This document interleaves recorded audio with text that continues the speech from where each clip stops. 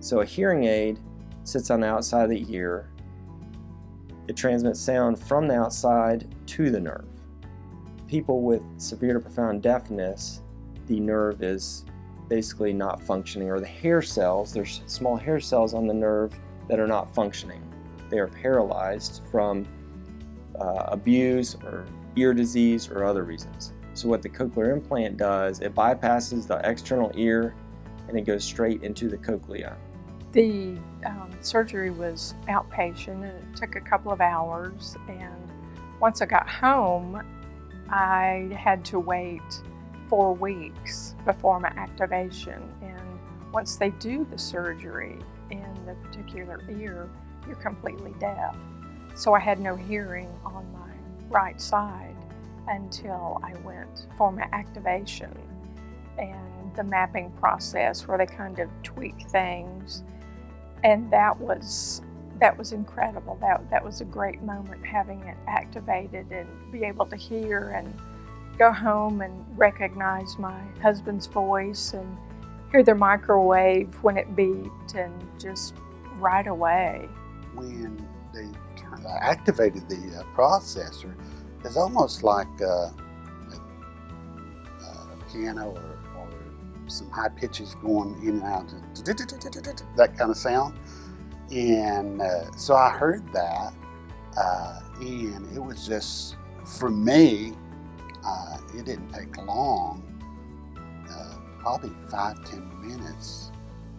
I started understanding the sounds that were going through my ear. Of course, I've been deaf and wearing hearing aids all of my life, and so my ear is used to an outside source going in. The hardest part about the cochlear implant process is not necessarily the surgery, it's the recovery. Patients have to understand that the most important part of the process is the rehabilitation after surgery.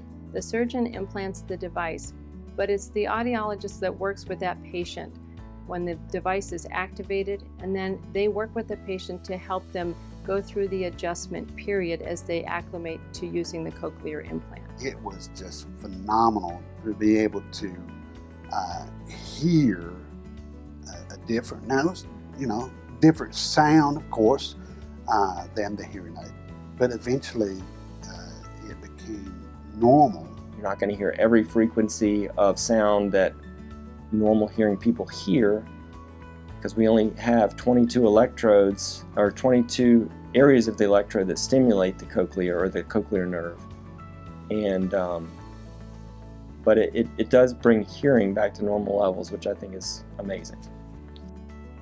I think any patient that is concerned about hearing loss and that thinks they may be a candidate for a cochlear implant, I think it's better to come in to get more information, to first of all meet our audiologist and try on some different hearing aids to see if that will help.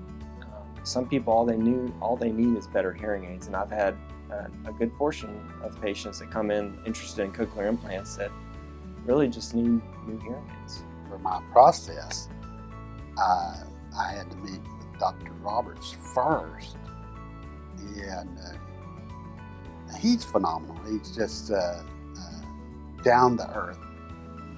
I've met a lot of doctors in my life growing up with hearing problems. But he talked on your level. Now, he's smart. There's no doubt about that. He has the education. He has the backing to do what he does. But he doesn't come across as one that, he's up here, you're down here. No, he's on the same level.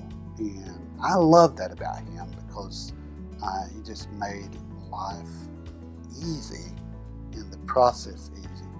Dr. Roberts was very helpful from the beginning, answered all of my questions, and I knew several people that had gone to Duke or Chapel Hill and had their surgery. And I was just very comfortable with the group and everyone, and decided to stay here and have my surgery and after patient care. The outcomes have been awesome. Patients are getting patients that have not heard in years have not been able to hear things outside or hear anything, have been deaf for years, their hearing is finally restored. The Cochlear implant has been a godsend. It really has. It was just amazing to see the transformation from what I was to what I am now. My wife says it is a blessing from the sky.